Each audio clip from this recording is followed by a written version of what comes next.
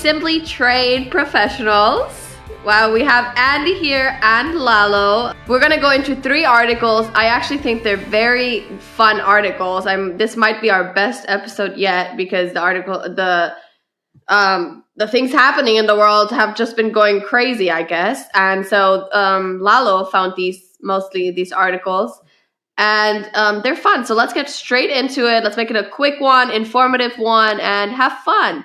So our first article we're going to talk about it's called Move Over US Dollar. China wants to make the yuan the global currency. So like the Chinese currency is what we're talking about. Basically, it's talking about how Argentina, due to shortages of the dollar and standstill trade, they're using the yuan. And then Brazil was settling their trade in yuan. A French natural gas firm used the yuan, and it has become the most traded currency on the Moscow Stock Exchange. So basically what they're saying is the yuan going to take over? My opinion is it probably can't. But what if it does? I just want to hear your opinions, and how likely is it that it could? And what would happen to the US? Because the US currently is a kind of in power because the US dollar is obviously the global currency. But what happens if the US dollar is not the global currency anymore? It would be devastating to the U.S. economy, quite frankly, because with the U.S. currency. But the U.S. is losing its economic leadership role on the global market with the global GDP. China is obviously working on it, and it's not a surprise that the Chinese currency is the largest traded currency right now on the Russian market, because obviously China and Russia are in collusion on this. With that, Brazil, obviously they're buying and selling, and to them, they don't care if they pay in US dollars or in Chinese currency, if that's the way it is. But it would actually just be another negative hit on the U.S. economy.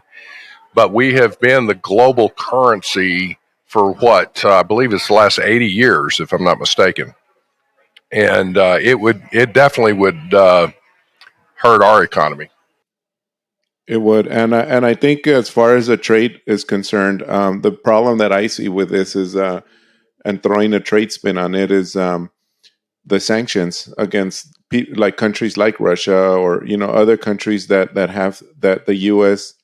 sanctions. They sanction, and they based on the U.S. dollar. And of course, if they don't have control over the yuan, then it's not gonna. They can't really enforce those sanctions, or it'll be more difficult to enforce those sanctions. So that's some of the reasons why some of the countries are using the yuan, and that's why Russia obviously is basing their transactions on the yuan. Yes, I love that. That's interesting, because I'm thinking this is funny, because all the countries that are kind of like, the US, is taking over. We don't want the US to have so much power, kind of is using the yuan, because I feel like they don't want to use the US dollar to give the US more satisfaction. I don't know. I don't know if that's the reason. I don't know if they're being petty, but that's what, in my opinion, that's what I kind of saw. What's your opinion on that? When you're talking about, it's not a case of U.S. satisfaction. It's a case of U.S. influence on other countries' economies. So when they're trading in U.S. dollars, it just makes doing business with the U.S. easier. When you switch currencies, it's going to make it more difficult for U.S. businesses to buy and sell in that country.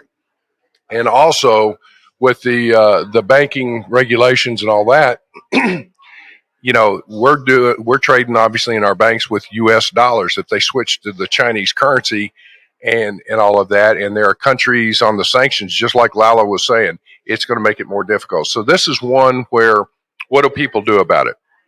The scenario again is pushing the U.S. administration, and the current administration is the one that is falling behind, quite frankly, is that they need to be exercising and trying to work out more trade deals and all. They're so worried about climate change that they are negating the economic impact here on what this will do to U.S. businesses. The end result will be farmers are going to hurt in agriculture, and small and medium-sized businesses. Large businesses can trade in the Chinese currency easier than other smaller ones, but it's going to hurt small, medium businesses and farmers.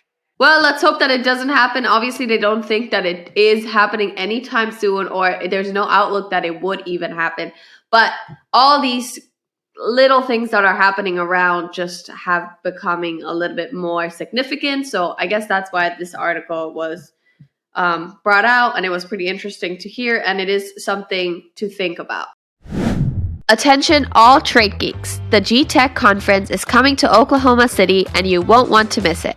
Mark your calendars for July 30th through August 1st and join us for a jam-packed event with expert-less sessions and networking opportunities. And guess what? The Simply Trade podcast will be recording live at the event. Don't miss this unique chance to be featured on a show and share your insights with fellow trade professionals. We'll see you in Oklahoma City, where trade compliance takes center stage. Go to www.ncbfaa.org and become part of the action.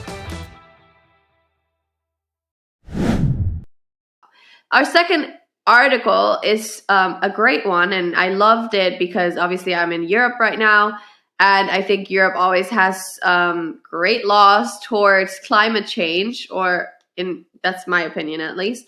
So this time it is a huge one for corporations or big companies. So lawmakers for the group of 27 countries adopted rules for taxing imports based on the amount of carbon dioxide that companies emit making those goods. So I think this is kind of genius.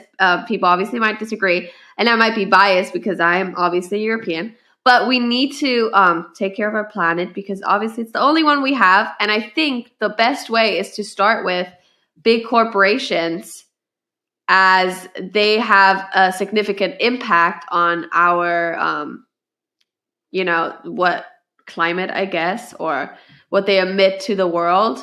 So I just, I want to ask the question. So these European countries are adopting it. How do you think the US is responding? Or what can that do within the countries or between the countries? Because obviously the US is always very wishy-washy when it comes to this, or there's two sides that one side doesn't agree and the other side does. So what is going to happen, or where is this going to go? Well, where I saw actually the good news behind that is that from the article and from further research beyond the article, I did see that U.S. legislators are actually considering doing the same thing. So it's at the very least, it's motivating other countries like the U.S. to implement similar rules and regulations. But I guess the only but one of the factors that I see in this is there's yet one more thing that companies are going to have to comply with, at least going into the EU for now. The plan is to phase it in within several years. So it's not going to be enforced until 2026, and they're going to phase it in over 9 years. So not a big impact immediately, but something that people and other countries, exporting countries, are going to have to look at. On this China thing, I got to tell you, on the carbon scenario, I got to tell you, it is horrible. On the surface, it sounds great. Okay, everybody wants a clean planet. In reality, the problem is that it's taxing and putting an astronomical expense on top of what's already there. So again, in theory, it sounds good. In reality, it's going to add significant cost not only to imported goods into Europe, but also, if the U.S. does the same thing. Here's the problem. What country on the globe right now is the largest polluter? China. China is opening up, actually, if it's my understanding, another 4 coal burning plants. And they're not coal burning plants where we have them today in clean burning coal. It's just regular coal burning plants.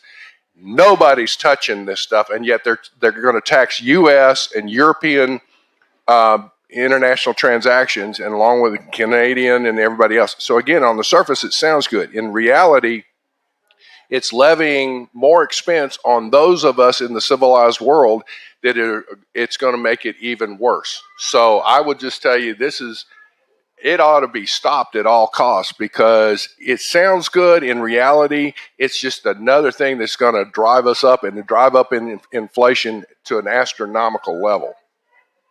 Really? Well, it could, because of all the infrastructure. Like I said, could companies do it? Yeah, they can do it, but if they have to, like I had said earlier, Anik, but I mean, they're gonna have to. It's happening here. At least it's happening in Europe. Right. Well, yeah, that's what I mean. Are they going to do it? Well, they're going to have to if they want to sell in Europe, but I mean, at what cost? Okay, so on the next article, fun one, we have Flexport's acquisition of Shopify Logistics sends the company on a search for growth through uncharted territory. This is fun.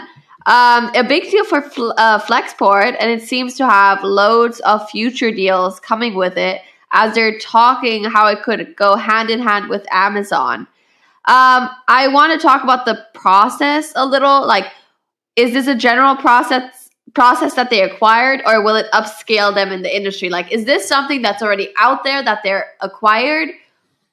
Yes. Or is it something like really new that they're going to be like one of the top? No. They bought the division from Shopify that does the shipping for Shopify merchants. So that's what they bought, and so now their intent is to be able to go what they call factory to door, meaning they have control of the shipping. Not control, but they can manage the shipping from the minute it leaves the factory all the way till it reaches you on your doorstep. So warehouse, everything.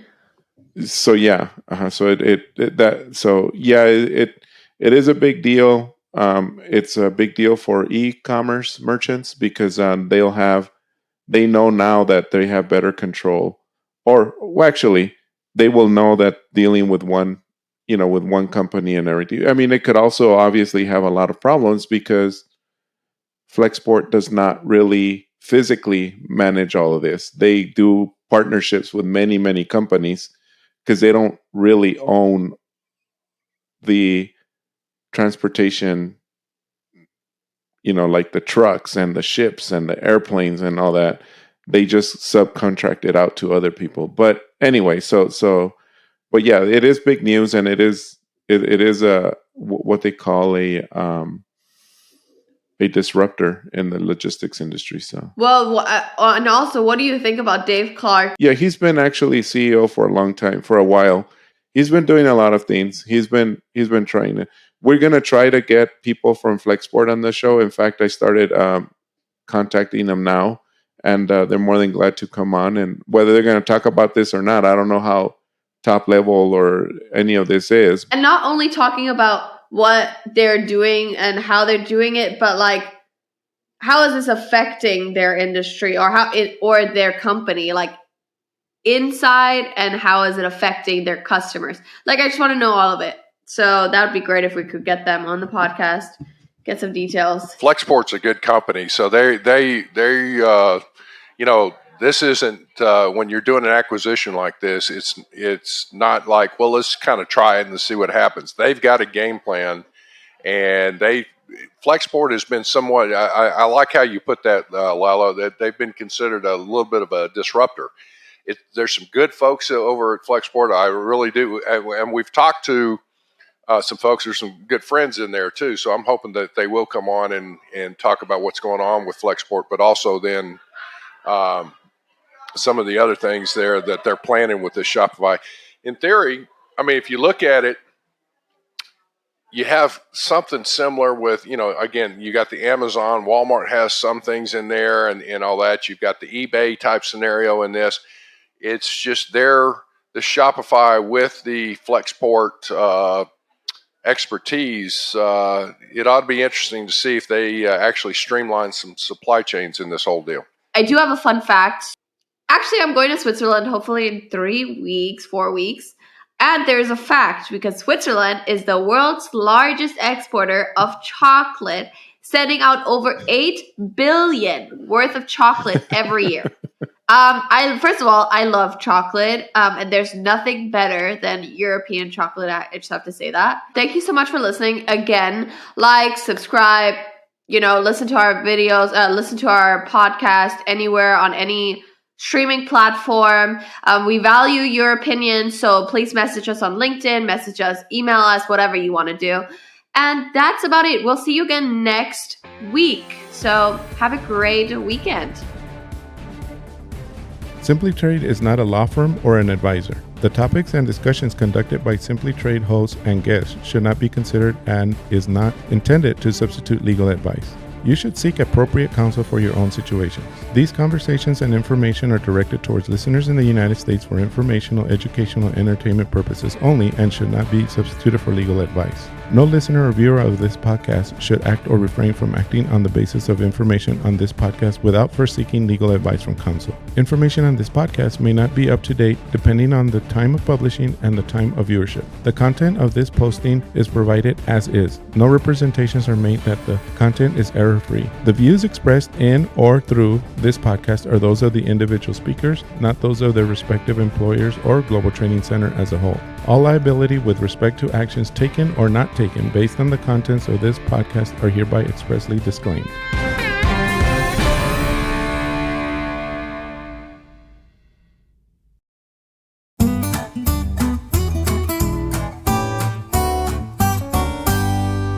China wants to make okay, this is gonna be funny. I wanted to say, don't worry, we'll let it. Go ahead. Yuan, the global currency. So like the Chinese currency is what we're talking about. It's called the Yuan. The Yuan. Oh, I was gonna call it the Juan, like Mexican Juan. It's terrible. Okay, wow. It's called the Yuan. Yeah, yes. The Juan. Just kidding. I don't know. Sorry. Okay, we'll go on. So due to shortages of the dollar and standstill trade, they're using the Yuan. Yuan. The Yuan. Okay, there you go.